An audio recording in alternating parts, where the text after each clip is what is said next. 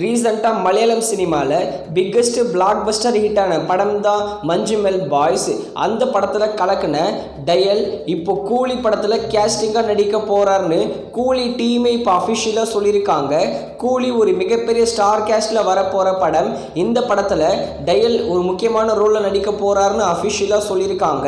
Mostly இன்னைக்கு நாகார்ஜுனாக்கு birthday. கூலி படத்திலிருந்து நாகார்ஜுனா ஆன் போர்டுன்னு அஃபிஷியலாக சொல்ல அதிகமான சான்சஸ் இருக்குது. அடுத்ததா நந்தன்.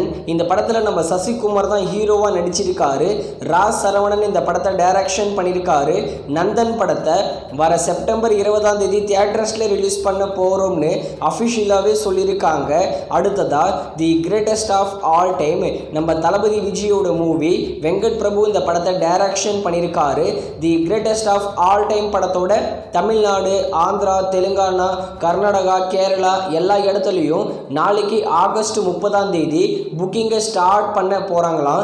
இந்த படத்துக்கு தமிழ்நாடுல ஃபர்ஸ்ட் ஷோனா அது 9 AM ஷோ தான். அடுத்ததா போட். இந்த படத்தில் யோகி பாபு ஹீரோவாக நடிச்சிருக்காரு. இந்த ஆகஸ்ட் மாதம் இந்த படத்தை தியேட்டர்ஸில் ரிலீஸ் பண்ணியிருந்தாங்க. ஆனால் படம் எதிர்பார்த்த அளவுக்கு போகலை.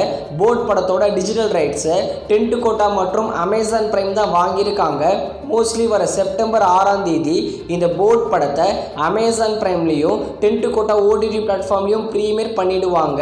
தெலுங்கு சினிமாவில் இன்னைக்கு பேன் இண்டியன் படமாக ரிலீஸ் ஆகியிருக்கிற படம் தான் சூர்யாஸ் சாட்டர்டே.